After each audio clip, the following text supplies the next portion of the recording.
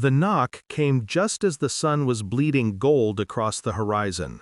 My parents and my sister's family, unannounced, at my beach villa. A simple, polite message would have sufficed, but no, my sister had other plans. "I want breakfast ready at 5 a.m. tomorrow," she said, voice sharp, decisive. I smiled, calmly. My husband, always early, always particular, would rise at 4:30, and everything had to be perfect. I set my alarm for 4 a.m. and added a little surprise to their morning coffee, something unforgettable. I still remember when I first met her, my sister, years ago, laughter spilling over summer nights, secrets shared between whispered words. I trusted her like I trusted my own pulse. She was my confidant, my ally. That trust made her betrayal a knife to the chest. It started small, a comment dropped too easily about my finances, a glance that lingered just a second too long. But then the emails arrived, the veiled threats, the manipulation, the silent undermining of everything I had worked for. She had been plotting, not against me, but around me. The pattern was subtle, almost invisible, until the final evidence fell into my hands, a message from her to him, my husband. And it wasn't a mistake, it wasn't an accident, it was intentional. Shock didn't strike me, not outwardly. Inside, a storm brewed, controlled, precise. Anger, yes, but more than anger, clarity. I would not crumble, I would not cry. I would orchestrate. Every move calculated, every step deliberate. Revenge wouldn't be a tantrum, it would be inevitability.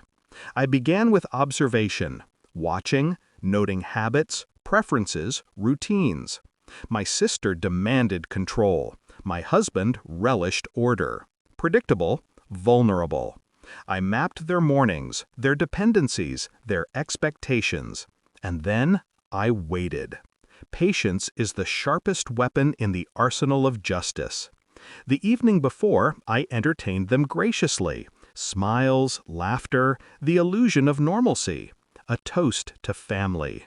My sister's eyes gleamed with smugness, oblivious to the trap being woven around her. My husband nodded politely, content in his routine, blind to what I had already prepared. At 4 a.m. I slipped from bed. The villa was silent, waves whispering against the shore. I brewed the coffee, my hand steady, each motion deliberate. A touch of cinnamon, a hint of something unexpected in the cream. Enough to surprise, enough to unsettle, but never dangerous.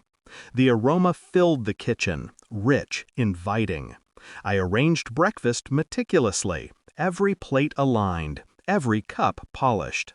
Their morning order, their control, all honored. And then they arrived. Half asleep, bleary-eyed.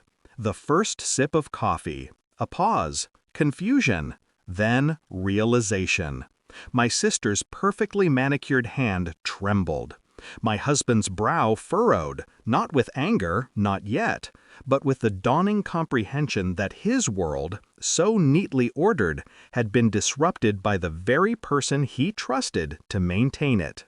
I watched silently, from the corner, savoring the symmetry of cause and effect. You did this," my sister whispered, voice tight, controlled. I smiled, not triumphantly, not cruelly, but like someone who had merely followed the rules of gravity to their inevitable conclusion. "I honored your wishes," I said softly, "exactly as you asked." And in that moment, the betrayal of years, the manipulation, the whispered undermining, they felt it. The morning turned into a reckoning.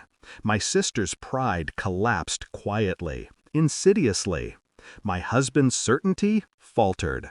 And I drank my coffee, watching the sun rise fully over the horizon, calm and untouchable. No shouting, no confrontation beyond this subtle unraveling. Revenge need not be loud to be devastating. Each glance, each hesitation in their eyes, each second of self-doubt, I had orchestrated it all. The power had shifted silently, and I held it effortlessly. Later, as they retreated to their rooms, subdued and wary, I stood by the balcony. Salt air filled my lungs. I felt no victory in the petty sense, only a deep, quiet satisfaction. Justice had its own pace, and I had let it move naturally. My sister's betrayal had been repaid with precision. My husband's trust restored in a new equilibrium, free from disruption. The morning lingered in my mind long after the coffee was gone. A reminder: control is an illusion, revenge a science, and silence the deadliest weapon of all. I smiled again. They would never forget this sunrise.